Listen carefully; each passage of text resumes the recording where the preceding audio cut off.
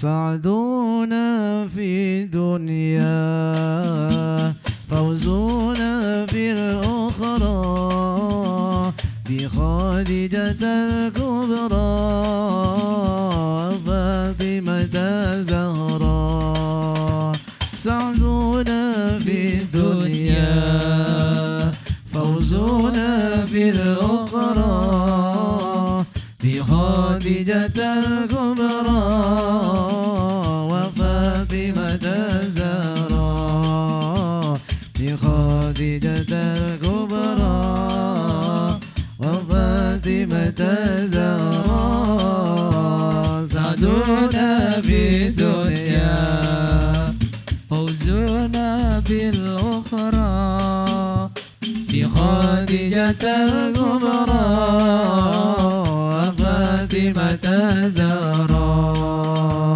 سعدنا في الدنيا فوزنا في الأخرى بخادجة الكبرى وفاطمة الزهراء بخادجة الكبرى وفاطمة الزهراء نسب تحسب العلا بحلاه قلدتها نجومها الجوزاء حبذا عقد السودة وفخارين أنت فيه اليدي ما طلع السماء سعدنا في الدنيا فوزنا في الأخرى بخادجة الكبرى وفاطمة الزهراء فوزنا في الدنيا فوزنا في الأخرى بخادجة الكبرى وفاطمة الزهراء بخادجة الكبرى وفاطمة الزهراء وأكرم به من نسب طهره الله تعالى من سفاح الجاهلية صلى الله عليه. أورد الزين العراقي والده في مورده الهني ورواه يا ربي بالمصطفى بلغ مقاصدنا واغفر لنا ما مضى يا واسع الكرم يا ربي بالمصطفى بلغ مقاصدنا واغفر لنا ما مضى يا واسع الكرم حفظ الإله كرامة لمحمد آباءه الأمجاد صون الاسم يا ربي بالمصطفى بلغ مقاصدنا واغفر لنا ما مضى يا واسع الكرم تركوا السفاح فلم يصبهم عروه من آدم وإلى أبي وأمي يا ربي بالمصطفى بلغ مقاصدنا واغفر لنا ما مضى يا واسع الكرم سر نور النبوة في أساليب غررهم البهية صلى الله وبدر عليه. بدره في جبين جده عبد المطلب وابنه عبد الله عذر اللهم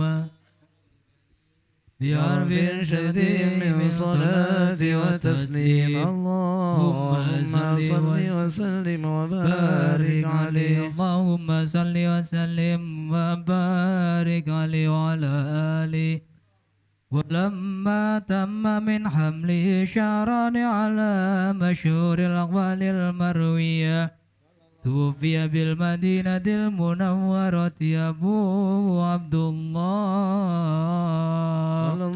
وكان قد اجتاز بأخفى بني عدي من الطائفة النجارية ومكث بهم شهرا سقيما يعانون سقمه وشكواه ولما تم من عملي على الراجع 9 أشهر قمرية وآن للزمان أن ينجلي عنه صداه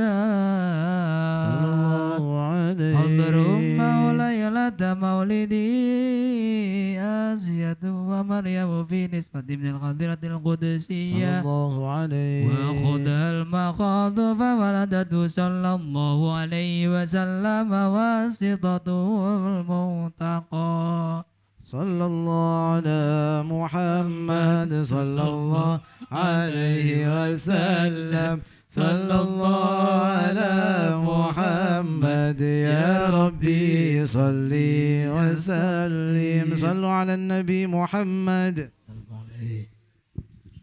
يا نبي سلام عليك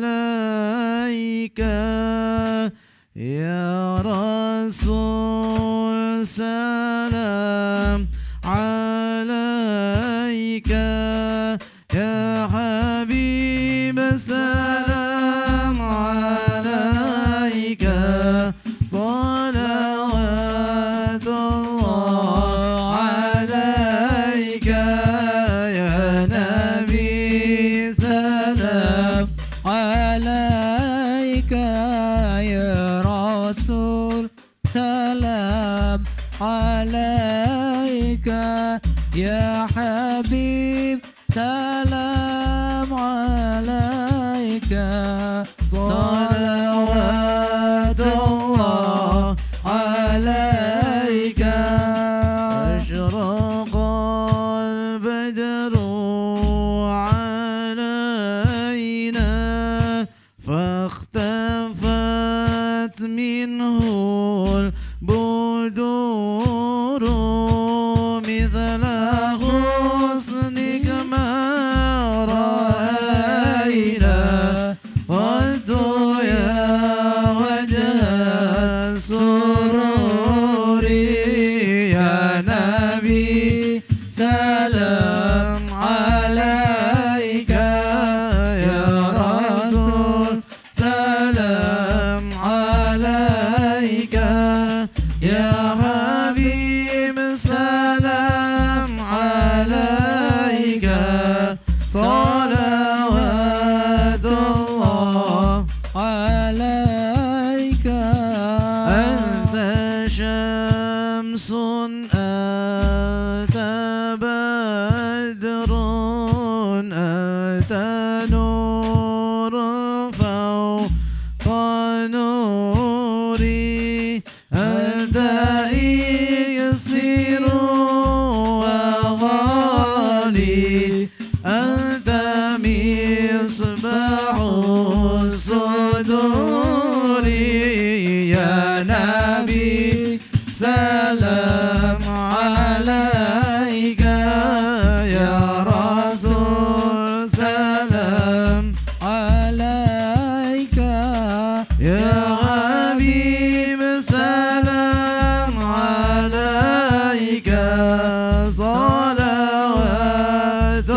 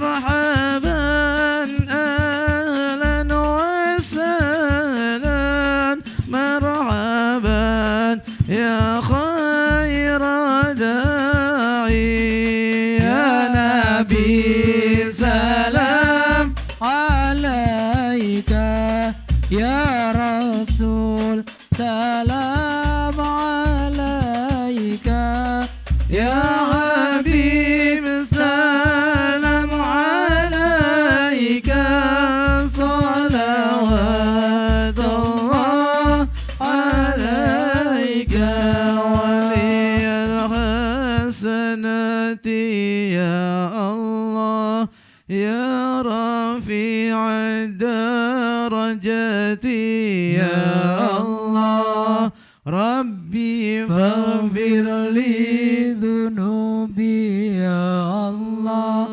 ببركة الهادي محمد يا الله كفر عني يا ذنوب يا الله اغفر عنا السيئات يا الله ربي فاغفر لي ذنوبي يا الله ببركة الهادي محمد يا الله طالع البدر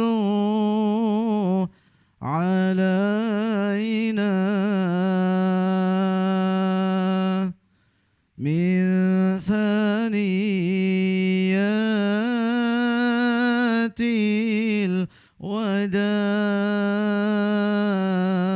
الوداع وجب الشكر علينا ما دعا لله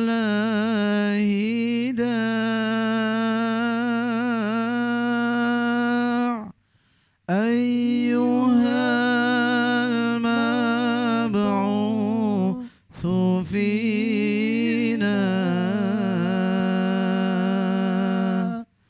جئت بالأمر المضاع طلع البدر علينا من ثنيات الوداع وجب الشكر علينا ما دعا لله داع طلع البدر علينا من ثنيات الوداع وجب الشكر علينا ما دعا لله داع طلع البدر علينا من ثنيات الوداع وجب الشكر علينا ما دعا لله داع مرحبا يا مرحبا يا نور العين مرحبا جد الحسين مرحبا مرحبا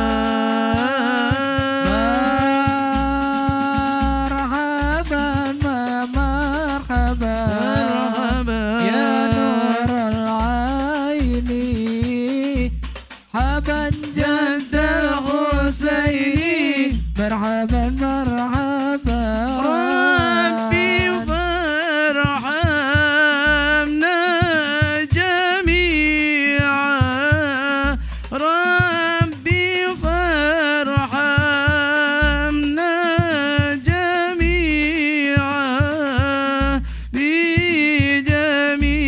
بجميع صالحات مرحبا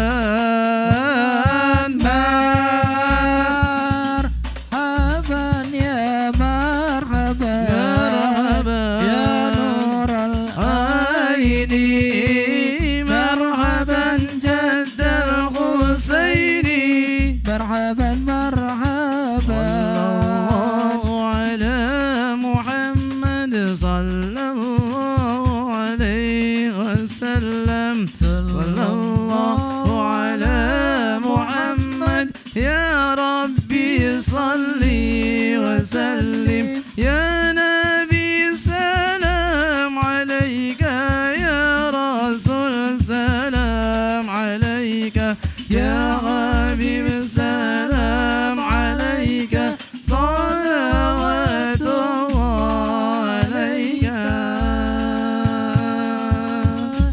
هذا وقد استحسن القيام عند ذكر مولده الشريف أئمة ذو رواية وروية فطوبى لمن كان تعظيمه صلى الله عليه وسلم غاية مرامه ومرماه. عطر اللهم قبره كريم وتسليم اللهم صل وسلم وبارك عليه.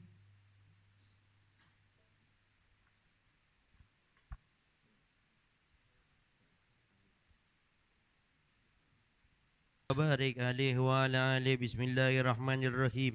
الحمد لله رب العالمين. اللهم صل وسلم على سيدنا محمد وعلى آله وصحبه أجمعين. آمين. جعل الله وإياكم ممن يستوجب شفاعته ويرجو رحمته ورأفته.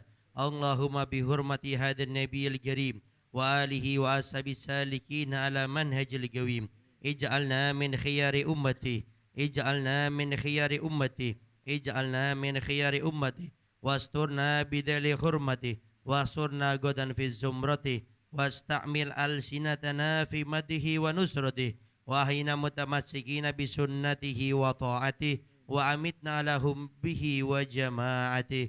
اللهم أدخلنا مع الجنة فإنه أول من يدخلها وأنزلنا معه في كسورها فإن أول من ينزلها وارحمنا يوم يشفع للخلائق فترحمها. اللهم ارزقنا زيارته في كل سنة اللهم ارزقنا زيارته في كل سنة اللهم ارزقنا زيارته في كل سنة ولا تجعلنا من الغافلين عنك ولا عنه قدرسنا. اللهم لا تجعل في مجلسنا هذا أحدا إلا غسلت بماء توبة الذنوب وسترت برداء المغفرة عيوبا. اللهم إنه كان معنا في السنة الماضية إخوان منعهم القضاء عن الوصول إلى مثلها فلا تحرم من ثواب هذه الساعة وفضلها. اللهم ارحمنا إذا سينا من أصحاب القبور اللهم ارحمنا إذا سينا من أصحاب القبور اللهم ارحمنا إذا سينا من أصحاب القبور ووفقنا لأعمال صالح يبقى السنة على ممر الدهور. اللهم اجعلنا لآلائك ذاكرين ولنعمائك شاكرين وليوم لقائك من الذاكرين وحين بطاعتك مشغولين وإذا توفيتنا فتوفنا غير مفتون ولا مخذولين واختم لنا منك بخير أجمعين. اللهم اكفنا شر الظالمين واجعلنا من فتنة هذه الدنيا سالمين. اللهم اجعل هذا الرسول الكريم لنا شفيعا وارزقنا به يوم القيامة مقاما رفيعا. اللهم اسقنا من حوض نبيك محمد صلى الله عليه وسلم شربة هنيئة لا نطمع بعدها أبدا واسرنا تحت لوائه غدا. اللهم اغفر لنا به ولآبائنا ولأمهاتنا ولمشايخنا ولمعلمينا وذلكوك علينا ولمن هجر هذا الخير في هذه الساعة ولجميع المؤمنين والمؤمنات والمسلمين والمسلمات الأحياء منهم والأموات إنك مجيب الدعوات وقاضي الحاجات وغفر الذنوب والخطيئات يا أرحم الراحمين. وصلى الله على سيدنا محمد وعلى آله وسلم. سبحان ربك رب العزة عما يصفون وسلام على المرسلين والحمد لله رب العالمين. سورة الفاتحة.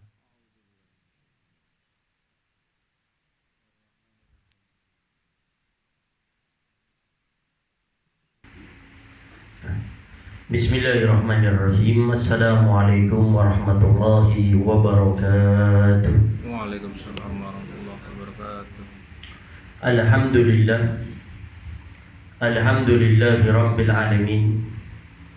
Wassalatu wassalamu ala asyrafil anbiya'i wa mursalin sayyidina wa habibina wa syafi'ina wa qurrati a'yunina wa nuri qulubina Muhammad habibi rabbil alamin wa ala alihi wa sahbihi ajma'in.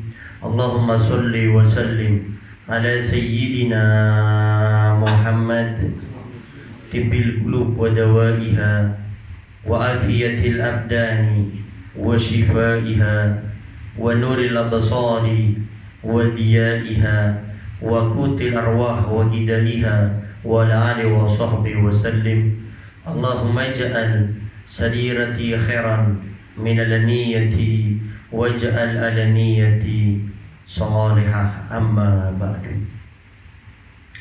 Al-Mukarram wal-Muhtaram yang sama-sama kita muliakan dan kita hormati selalu, para alim, para ulama, para asatidah, penyambung lisan sekaligus penerus perjuangan Nabi kita Muhammad sallallahu alaihi wa alihi wasallam, yang kita doakan selalu mudah-mudahan para ustaz, para kiai, para ulama, para habaib kita diberikan panjang umur oleh Allah dalam keadaan sehat wal afiyah. Allah Subhanahu wa taala berikan kemudahan kepada beliau baik itu urusan dunia maupun urusan akhiratnya. Allah Subhanahu wa taala jauhkan beliau-beliau semuanya daripada fitnah yang terjadi di akhir zaman ini. Amin. Amin ya rabbal alamin. Dan juga tidak mengurangi rasa hormat kami kepada segenap para hadirin wal hadirat, terkhusus kepada Haji Hendri sekeluarga, yang mudah-mudahan kita semuanya selalu diberikan kemuliaan oleh Allah Subhanahu wa taala.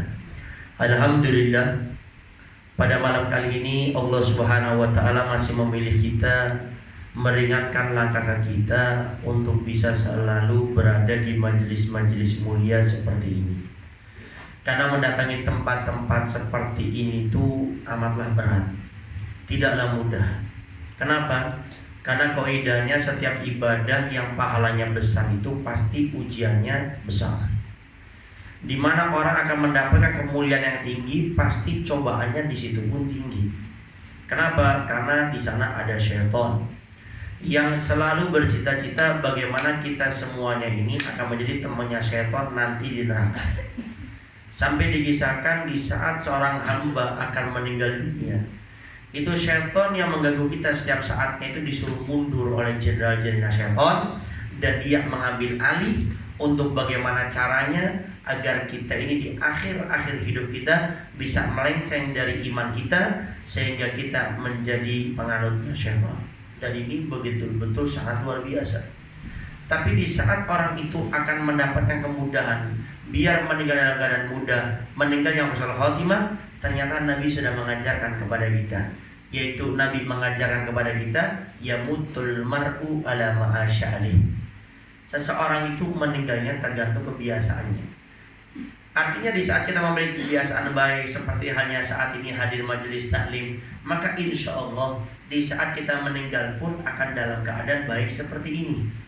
Tapi yang kita khawatirkan, naudzubillah min dzalik, kita punya kebiasaan yang buruk, kita punya kebiasaan yang tidak baik, yang tidak kita rubah sampai saat ini, naudzubillah min dzalik, itu nanti dikhawatirkan akan menjadi penutup yang tidak baik dari akhir hidup kita. Oleh karenanya bersyukur kita kepada Allah di saat Allah berikan kita kemudahan istiqomahan, paling tidak setiap malam Senin ketiga sama-sama kita bisa duduk di tempat ini belajar ilmu agama seperti ini. Apalagi di saat orang itu sudah punya nikmat.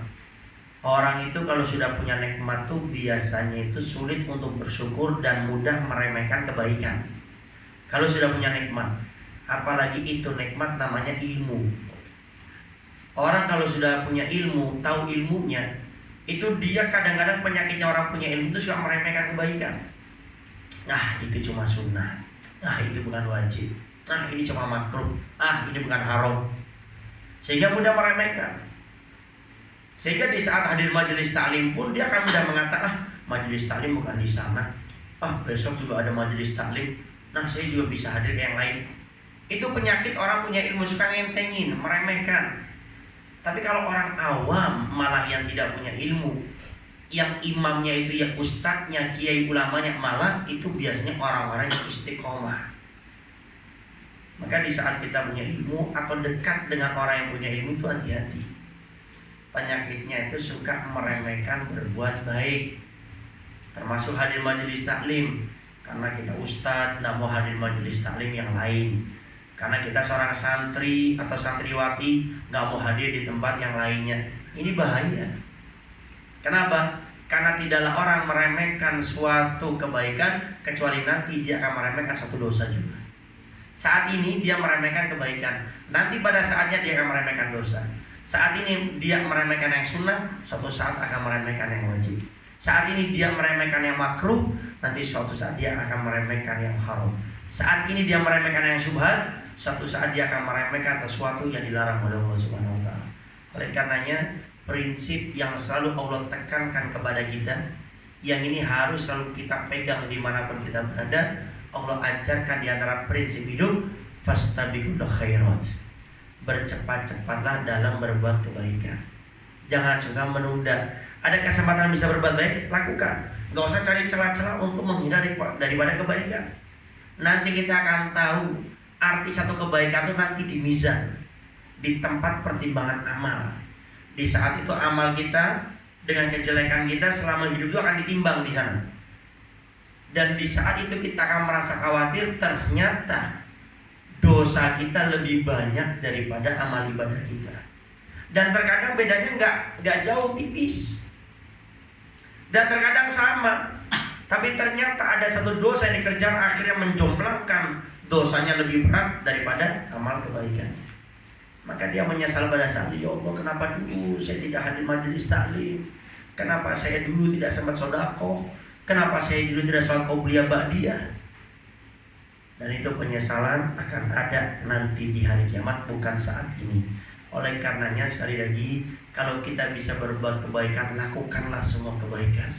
Tidak usah lihat kebaikannya itu kepada siapa. Tidak usah lihat itu kebaikannya, saya sudah melakukan kebaikan yang lainnya, jangan. Termasuk tadi itu orang kalau sudah punya ilmu, jangan meremehkan. Contoh, pagi kita sudah hadir majelis taklim, siang ada, kita sehat, tidak ada udzur, datang. Setelah selesai siang ternyata sore, kita bisa, tidak ada udzur, tidak sakit, datang. Subhanallah, malamnya ada juga, kita nggak sakit, nggak ada udzur, datang. Kenapa? Karena kita tidak tahu di mana Allah meletakkan ridho dari setiap amal ibadah hambanya. Al-Imam Ali Zainal Abidin yang pada Al-Fakir jelaskan juga di majelis ini, Imam Ali Zainal Abidin mengatakan bahwasanya Allah menyembunyikan 3 perkara dalam 3 perkara. Di antaranya Allah menyembunyikan ridhonya dalam ibadah para hambanya. Artinya apa? Kalau kita berbuat kebaikan itu jangan diremehkan. Ah, ini mah sunnah, nggak wajib. Ah, ini mah majelis taklim, besok juga ada lagi.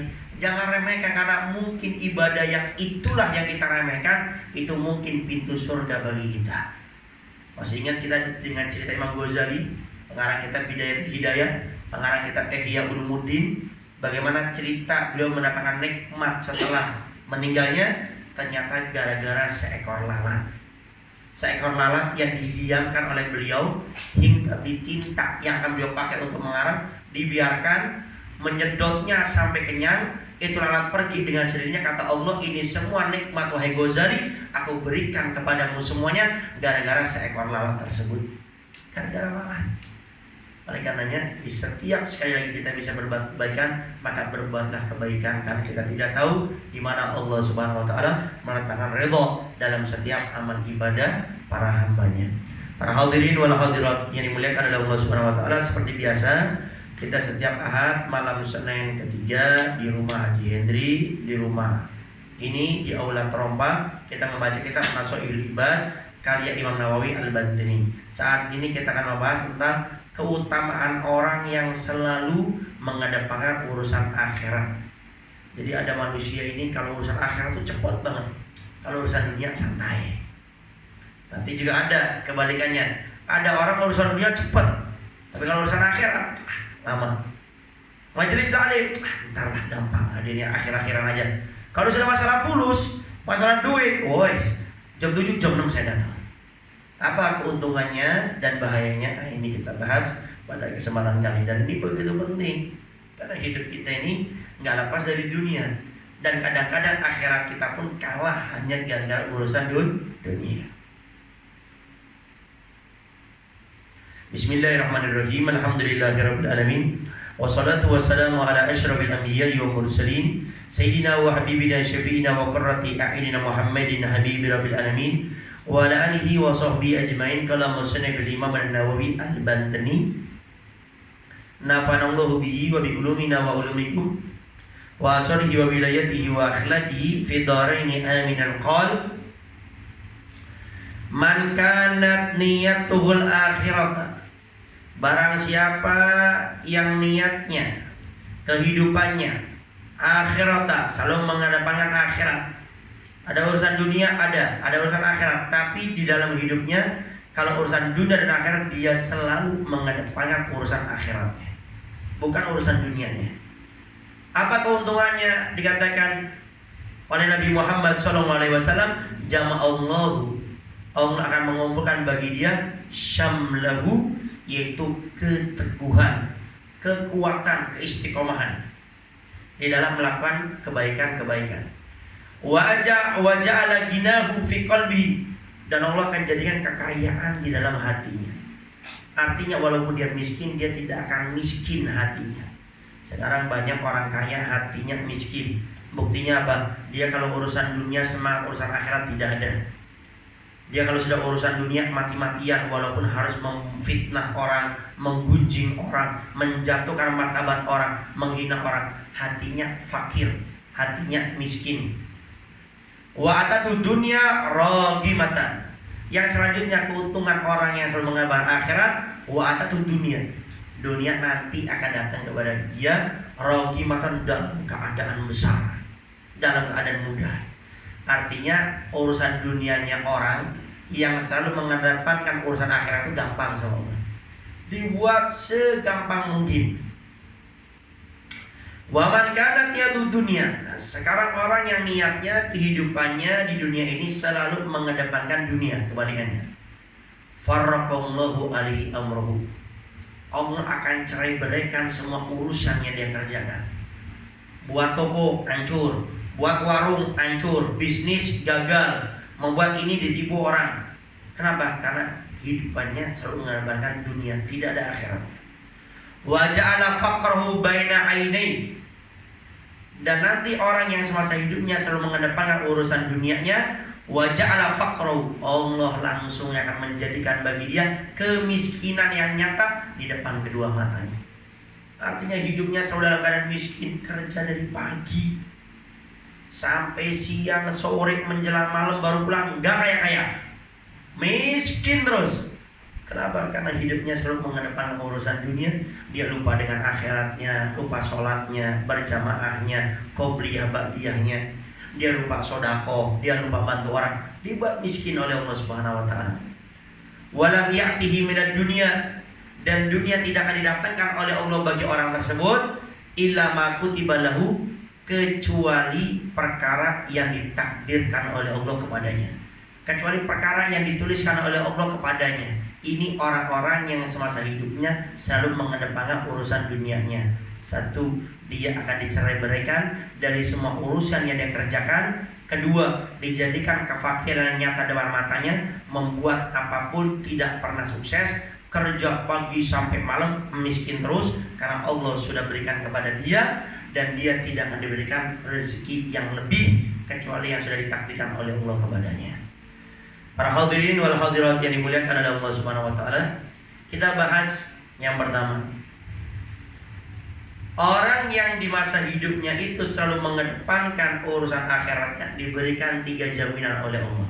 Diberikan 3 keistimewaan oleh Allah. Yang pertama, Allah akan kumpulkan bagi dia keteguhan dalam berbuat kebaikan. Artinya apa? Dia itu kalau berbuat kebaikan itu gak pernah disuruh.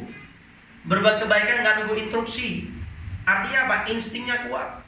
Ada kan kita lihat orang yang lemah, miskin, kemudian dia bahkan mungkin orangnya punya kekurangan, tapi kalau urusan kebaikan nomor 1, lihat hidupnya dia. Pasti semasa hidupnya dia selalu mengedepankan urusan akhiratnya.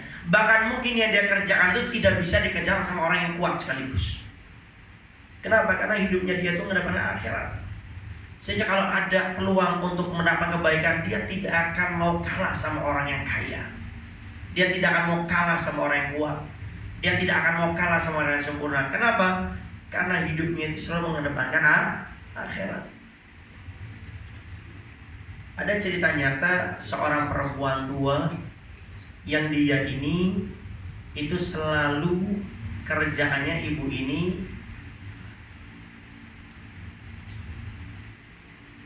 yang kerjaannya ibu ini itu hanya menjadi pemulung saja, pemulung tidak lebih. Akhirnya ibu ini di saat sedang memulung kegiatannya setiap harinya, tapi subhanallahnya ibu ini itu setiap bulan haji, setiap yaumun nahar, hari korban, dia selalu berkorban dengan kambing yang paling besar, yang paling mahal. Padahal ini ibu-ibu tua miskin, kerjaannya cuma mengambil barang-barang bekas. Tapi setiap masuk yaumun nahar, hari berkorban, dia selalu menyumbang atau berkorban dengan kambing yang paling besar. Sampai orang-orang yang disirani tanya, "Bu, ibu punya pekerjaan apa sih selain pemulung ini?" Ibu itu jawab, "Saya tidak punya pekerjaan apa-apa, pekerjaan saya cuma pemulung." Tapi kok ibu bisa ya? Sejak berkorban tuh kambingnya paling besar, mengalahkan orang kaya di tempat kita ini ibu ini. Ibu itu jawab, "Memang saya orang miskin, memang saya orang yang lemah, memang pekerjaan saya cuma pemulung. Tapi kalau untuk berbuat kebaikan, saya siap bersaing dengan orang-orang kaya." Jadi orang itu kalau kehidupannya itu selalu menghadapkan akhirat, dia akan diberikan kekuatan oleh Allah, keteguhan, keistiqomahan, semangat yang lebih.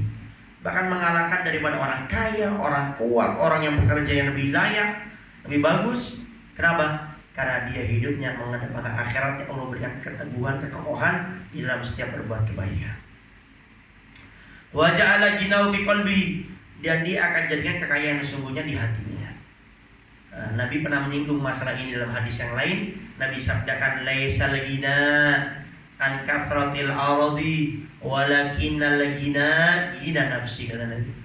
Bukanlah kekayaan yang sesungguhnya orang yang banyak hartanya, yang banyak tanahnya, kata Nabi, bukan. Tapi kekayaan yang sesungguhnya itu adalah orang yang kaya hatinya. Karena ada orang kaya tapi dia nggak bisa merasakan kekayaannya. Ada orang kaya dengan kekayaannya dia tidak bisa mendapatkan ketenangan dalam hidup. Ada orang kaya yang dengan kekayaannya dia tidak pernah merasakan cinta dalam rumah tangganya. Ada orang kaya dengan kekayaannya dia tidak bisa merasakan daripada kasih sayang anak-anaknya. Kenapa? Karena bukan kaya yang itu yang dimaksud Nabi, tapi kaya yang sebenarnya adalah orang yang kaya hati. Kita berapa kali lihat, gak usah jauh-jauh, di kampung kita masing-masing ada kakek nenek yang sudah betul-betul sangat tua, rumahnya ala kadarnya, makan pun itu-itu aja, dan kadang makan pun mengandalkan bantuan dari orang lain atau mengandalkan tanah sepetak yang dia tanami di situ beberapa daripada sayur-sayuran. Tapi hidupnya sama istrinya, sama suaminya begitu nikmat, begitu syahdu. Setelah dicari tahu kenapa ini kakek nenek bisa seperti ini, karena kehidupan yang dia cari bukan kehidupan dunia, tapi kehidupan akhirat. Dulu dikisahkan ada seorang miskin yang sedang berjalan.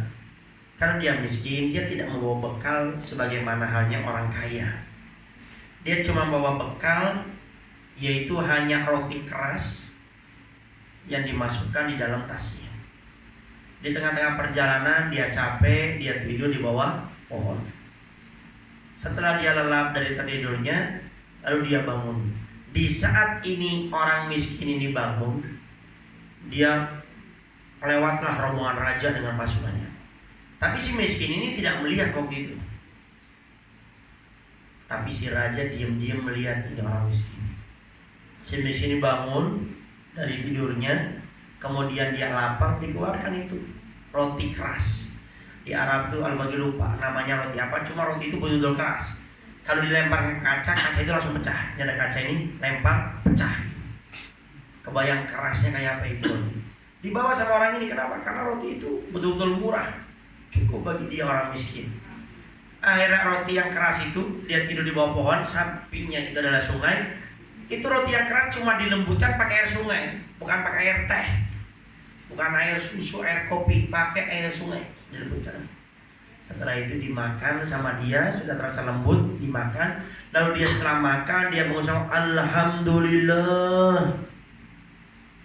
Raja melihat kaget. Ini orang makan roti yang keras seperti itu cuma dilembutkan pakai air sungai. Kenapa bersyukur seperti bersyukurnya orang yang makan yang sangat lezat dan nikmat? Kata raja, pasukanku, panggil itu orang tersebut. Panggil. Setelah datang kepada raja, raja tanya, wahai orang miskin, saya lihat kamu tadi tidur di bawah pohon. Setelah bangun, gue keluarkan bekalmu, roti yang keras itu, engkau lembutkan cuma dengan air sungai. Setelah makan kamu ucap Alhamdulillah dengan ucapan yang betul-betul merasa nikmat kepada Allah atas pemberiannya. Saya tanya, yang ada di otakmu itu apa?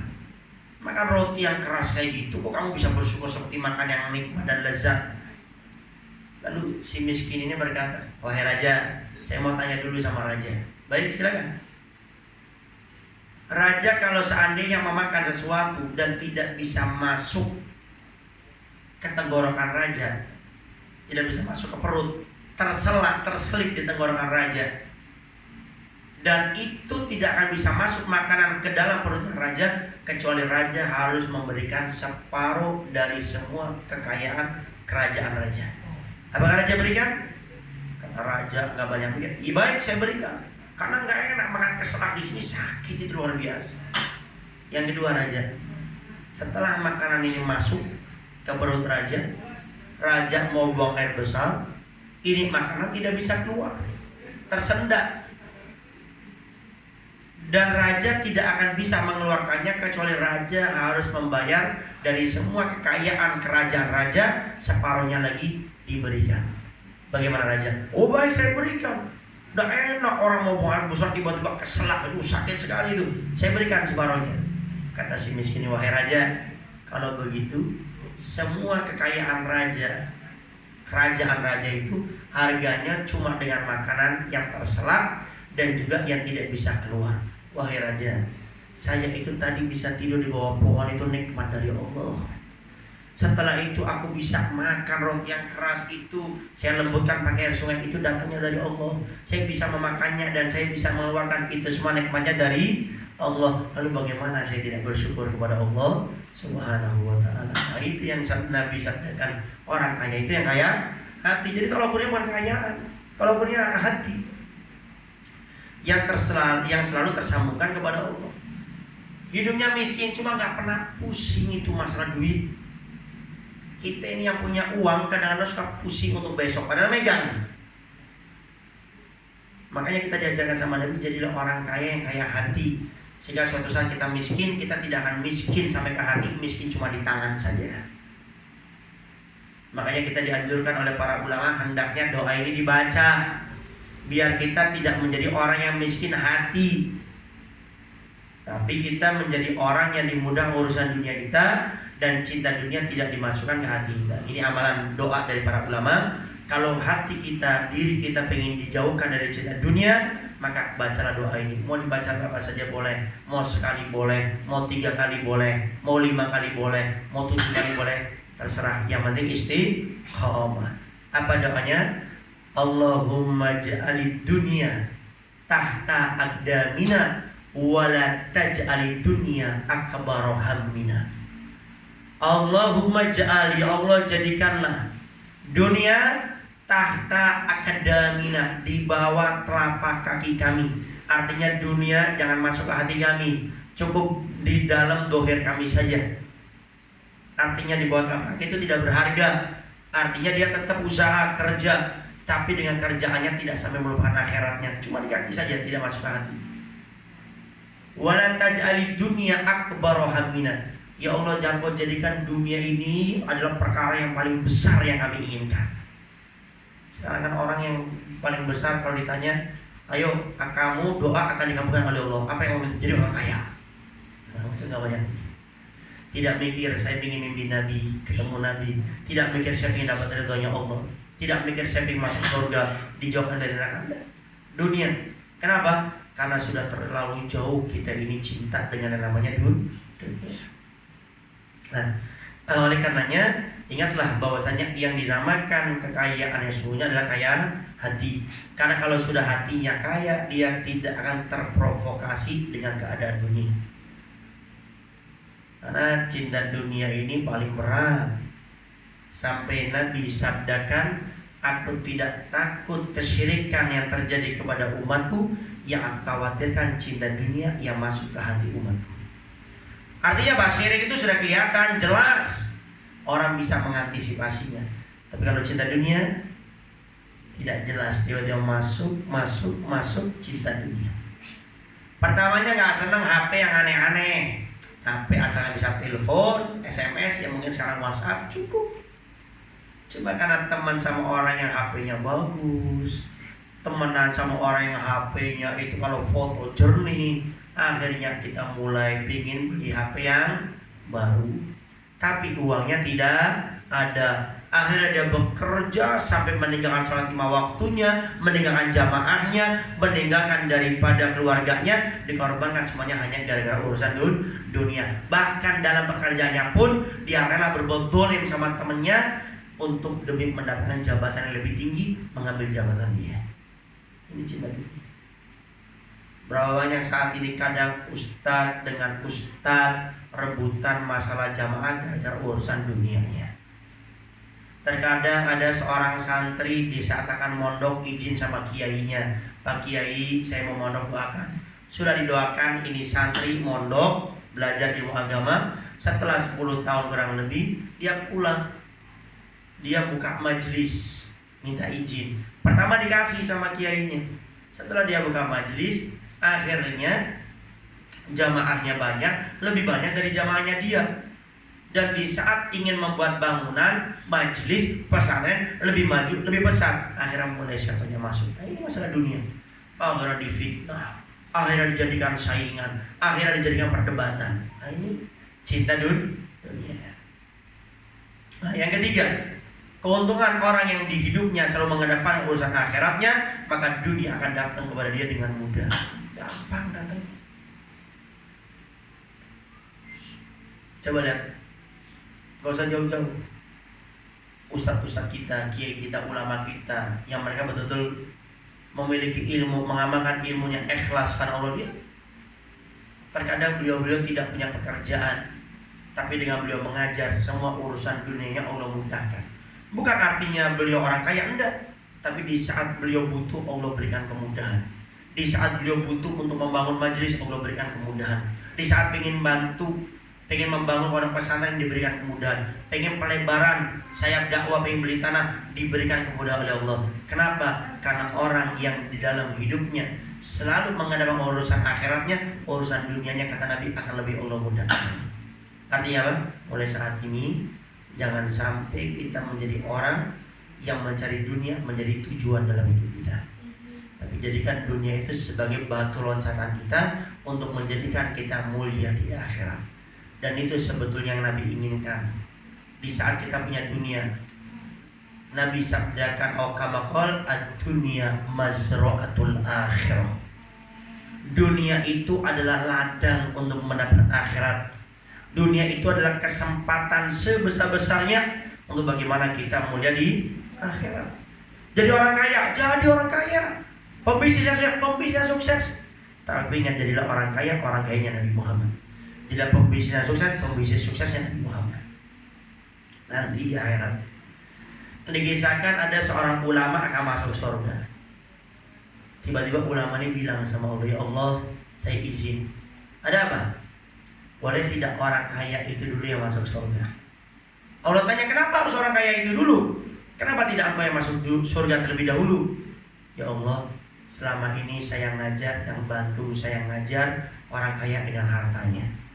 Saya buka majelis taklim, yang membangunkan majelis taklim saya orang kaya itu. Ya.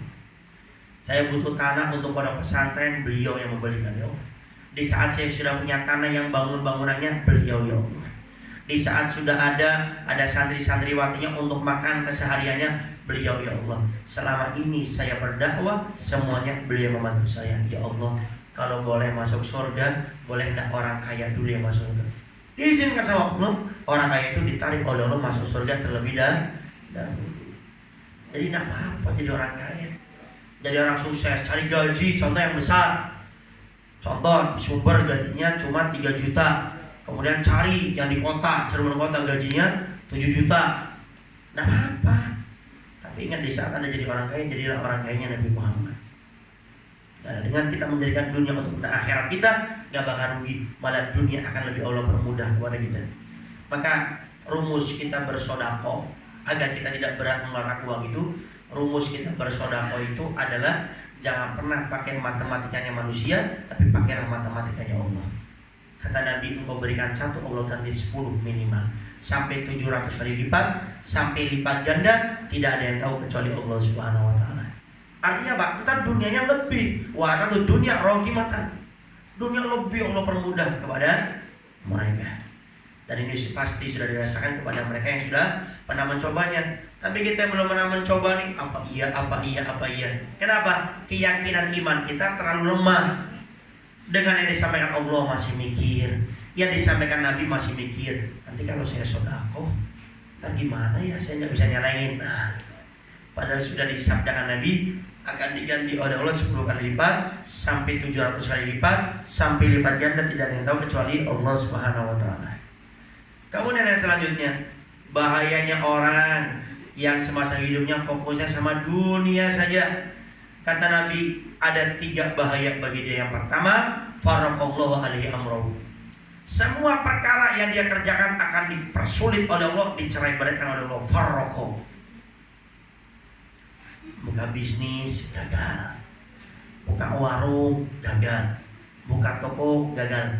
Jangan salahkan tokonya, jangan sekedar evaluasi secara manajemen atau dari segi keilmuan kita tentang masalah dunia, tapi evaluasi, lihat selama ini kita hidup apa cuma hanya dunia saja yang kita fokuskan sampai kita lupa kepada akhir. Kalau iya, nah itu problemnya.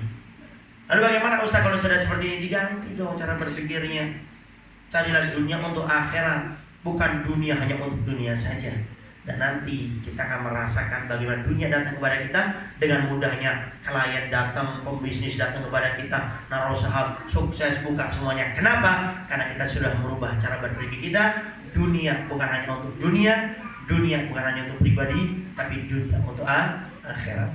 Yang kedua, bahayanya orang yang semasa hidupnya mengedepankan urusan dunia selalu daripada urusan akhiratnya, Allah jadikan dia miskin dengan sungguh-sungguhnya. Dohirnya miskin, nggak pernah punya uang, kayak tadi bisnis gagal semuanya, miskin, hatinya pun miskin. Sudah miskin tidak diberi kesadaran lagi sama Allah. Sholatnya ditinggalkan, puasa Ramadannya ditinggalkan. Miskin dohir, miskin batin, miskin secara duniawi, miskin secara ukhrawi. Kenapa? Karena hidup kita selalu mengedepankan urusan dunia. Maka jangan heran kalau seandainya kita hidup ini, pada saat ini karena kita fokus mencari dunia saja, akhirnya kita bisnis ini gagal, buka toko gagal, buka warung gagal. Coba cek, jangan-jangan hidup kita ini hanya dunia saja, nggak pernah mikirin akhirat, nggak pernah mikirin sedekah, nggak pernah mikirin bantu orang, sehingga setiap apapun yang kita lakukan semuanya akhirnya nol, miskin. Mending miskin dohir, batinnya pun dibuat miskin sama Allah. Setelah dia miskin, akhirnya dia ngeluh dalam kehidupannya, ditinggalkan namanya sholat lima waktu. Bulan Ramadan, tidak mau puasa bulan Ramadan, stres, akhirnya meneguk minuman keras, mengkonsumsi barang haram, sudah dohirnya miskin, hatinya pun miskin. Diajak sama temannya ke majelis taklim, sudahlah, gak usah majelis taklim, saya ini sudah bangkrut, ngapain bawa saya ke majelis taklim? Dohir yang miskin, hatinya pun dibuat miskin oleh Allah Subhanahu wa taala. Yang terakhir, bahayanya orang yang selalu mengedepankan urusan dunianya daripada akhiratnya. Walam ya'tihi minad dunya illa ma kutiba lahu. Allah tidak memberikan bagian dunia kecuali yang sudah Allah takdirkan di awal. Artinya apa? Tidak akan diberikan tambahan nikmat oleh Allah. Rizki 4 bulan kita di kandungan ibu kita sudah dijamin oleh Allah. Tapi dalam beberapa hadis konteks Nabi jelaskan, Orang yang bersilaturahmi, rezekinya akan diluaskan oleh Allah. Orang yang berbakti kepada orang tua, rezekinya akan dimudahkan oleh Allah. Orang yang istiqomah baca suratul Waqiah, rezekinya dimudahkan oleh Allah. Orang yang istiqomah sholat duha, rezekinya dimudahkan oleh Allah. Orang yang selalu hadir majelis taklim, rezekinya dimudahkan oleh Allah. Artinya apa? Diberikan tambahan rezeki oleh Allah. Tapi orang yang semasa hidupnya fokusnya hanya dunia-dunia saja, dia tidak diberikan bagian ini. Artinya apa? Dipersulit untuk melakukan segala ibadah yang bisa menambahkan rezekinya. Dipersulit sama Allah. Ke majelis taklim dipersulit, sholat duha dipersulit, waqiah dipersulit. Tapi untuk maksiat, untuk melakukan yang haram berjam-jam dia bisa lakukan. Kenapa? Karena hidupnya dia fokusnya hanya urusan dunia saja, sehingga yang memberikan hanya yang ditakdirkan oleh Allah waktu 4 bulan tersebut, kemudian tambahannya tidak Allah berikan. Artinya dia akan dipersulit untuk melakukan ibadah-ibadah yang di dalam janji Allah dan Rasulnya akan diberikan tambahan nikmat oleh Allah Subhanahu wa taala. Para hadirin wal hadirat yang dimuliakan oleh Allah Subhanahu wa taala, mungkin itu saja yang bisa Al-Bagir sampaikan pada kesempatan kali ini. Barangkali ada yang mau tanyakan, silakan. Wallahu a'lam bishawab.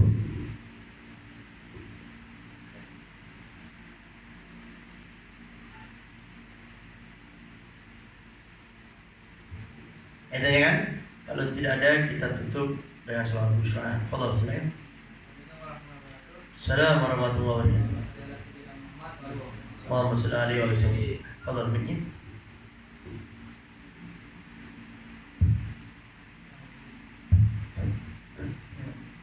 Izin bertanya nih, pertama mengenai bagaimana cara mendidik anak, tahapan sesuai dengan yang diajarkan Nabi, agar anak ini senang dengan majelis ilmu, dengan ibadah. Jadi dari awal misalkan dari anak sudah tamis, sudah ngerti, dan sudah senang main gitu, itu caranya gimana? Masih ada pembangunan. Assalamualaikum warahmatullahi wabarakatuh. Ada lagi?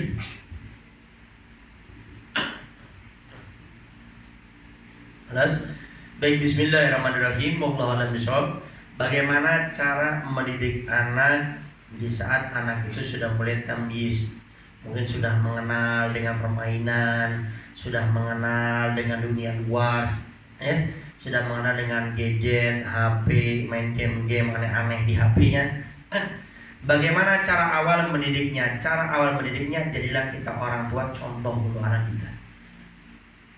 Sampai dalam dunia tarbiyah itu ada namanya tarbiyatul abawiyah.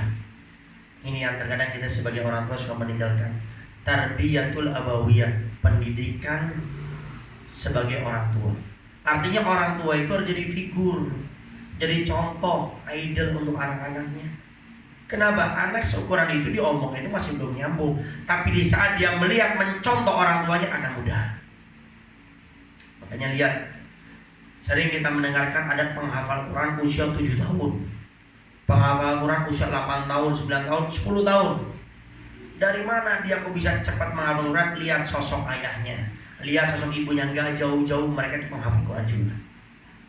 Makanya cara mendidik yang paling mudah bagi seorang anak yang baru masuk tamyiz itu, bagaimana kita sebagai orang tua menjadi contoh yang baik untuk anak-anak kita. Apalagi ahli psikologi itu mengatakan anak usia 3 sampai 9 tahun itu kuat-kuatnya dia merekam apa yang dia lihat, apa yang dia dengar. Sehingga di saat dia melihat sosok orang tuanya baik, anaknya pun akan jadi baik. Di saat dia melihat orang tuanya nggak baik, dia pun tidak akan menjadi baik. Karena anak usia seperti itu diajak ngobrol itu masih belum begitu paham. Nanti kalau sudah masuk 10 tahun biasanya lebih mudah. Tapi 6-7 tahun usia tamyiz itu yang paling mudah itu adalah dengan diberikan contoh. Itu kan anak baru masuk SD itu, kelas 1 SD. Coba guru-gurunya, lihat guru-guru SD bagaimana ngajari anak-anak tersebut dengan contoh.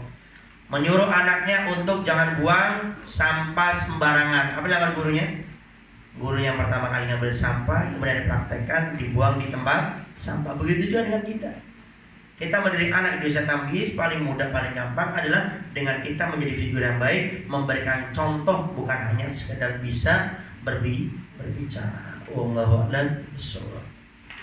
Baik, mungkin itu saja yang bisa bagi sampaikan pada kesempatan kali ini. Mudah-mudahan apa yang kita kaji pada saat ini menjadikan kita hidup ini bisa selalu menghadapkan akhirat, tidak hanya menghadapkan dunia yang kita miliki sebagai ladang kita untuk mendapatkan kebaikan akhirat, dan mudah-mudahan dunia yang kita miliki tidak akan menarik kita kepada nerakanya Allah, tapi mudah-mudahan dunia yang kita miliki ini akan menyebabkan kita masuk surganya Allah Subhanahu wa taala. Baik, kita dengar sholat busra 3 kali dan juga Al-Fakir minta doa. Alhamdulillah saat ini Al-Fakir sudah punya travel umroh sendiri. Doakan nanti perdana insya Allah Al-Fakir akan berangkat tanggal 17 November. Doakan biar Allah lancarkan, Allah mudahkan ya. Doakan terus dan barangkali ada yang ingin berangkat umroh masih bingung dengan travelnya, nanti juga bisa tanya-tanya bersama Al-Fakir. Habib, apa bedanya umroh travel Habib dengan yang lainnya? Ada beda, cuma tidak banyak, sedikit. Satu, kita ada napak tilasnya. Jadi kita tidak hanya umroh saja, kita akan mendatangi tempat-tempat bersejarah yang Nabi Muhammad dan sahabat-sahabatnya pernah mendatangi. Kemudian yang kedua, nanti di sana ada majelis taklimnya setiap hari. Jadi kita nanti ada majelis taklimnya di sana. Kemudian yang ketiga, hotel kita itu hotel bintang 4 setara bintang 5. Hotel kita dekat dengan Serambi Masjidil Haram, itu cuma 50 meter saja. Kemudian nanti juga di sana di saat kita napak tilas, naik bis, naik taksi, tidak usah dipungut biaya lagi. Kita tidak akan kenakan biaya, itu sudah gratis dari travel kita. Dan nanti yang menemani insya Allah 3 orang langsung, ada ustadznya Al-Fakir untuk perdana umroh ini. Kemudian dari travel kita ada 1 orang, kemudian dari mutawifnya ada 1 orang juga. Kemudian nanti siapa yang berangkat itu sudah punya sodaqah jariyah, karena setiap 1 orang keuntungannya kita berikan untuk majelis al-wasilah, sebagiannya keuntungan kita berikan. Kemudian nanti di saat pulang nggak usah sibuk-sibuk mencari air zam-zam, karena itu nggak boleh, dilarang. Ditaruh di kompor, dikasih apa, nggak usah. Nanti di saat pulang kita sudah siapkan 5 liter gratis setiap orangnya yang berangkat umroh. Dan itu sudah all in ya, tidak dipungut biaya lagi. Biayanya berapa untuk yang perdana ini berangkat bersama Al-Fakir? 31.500.000 all in, tidak dipungut biaya lagi. Kopernya sudah dari kita, kain ihromnya sudah kita, batiknya kita, salnya, kemudian tas bawaan ada 3-4 tas kalau nggak salah yang berbeda-beda itu. Kemudian untuk panduan nantinya semuanya sudah disiapkan. Pokoknya tinggal berangkat saja, kecuali paspor, karena itu milik pribadi sendiri, maka itu buat sendiri. Tapi kita menawarkan barangkali buat paspor kesulitan, nanti akan kita bantu langsung dari travel kita yang membantunya. Intinya doakan biar Allah mudahkan, Allah lancarkan semuanya. Bismillahirrahmanirrahim. Allahumma sholli wa sallim ala sayyidina Muhammadin sahibil bushra, salatan tubashshiruna biha wa ahlana wa auladana wa jami'a masaihina wa mu'allimina wa talabatana wa talibatina min yaumina la ilaha yaumil akhirah. Allahumma salli wa sallim ala sayyidina Muhammadin sahibil bushra, salatan tubashshiruna biha wa ahlana wa auladana wa jami'a masyayikhina wa mu'allimina wa talabatana wa talibatina bi yaumi hadha ila yaumil akhirah. Allahumma salli wa وسلم على سيدنا محمد صاحب البشرى صلاة تبشرنا بها وأهلنا وأولادنا وجميع مشايخنا ومعلمينا وطلبتنا وطالباتنا في يومنا هذا إلى يوم الآخرة. بسم الله الرحمن الرحيم. سبحانك اللهم وبحمدك أشهد أن لا إله إلا أنت وأستغفرك وأتوب إليك. Saja yang bisa bagi disampaikan, kurang lebihnya bagi minta maaf dan mohon maaf selalu. Akhirul kalam, assalamualaikum warahmatullahi wabarakatuh. Waalaikumsalam warahmatullahi wabarakatuh.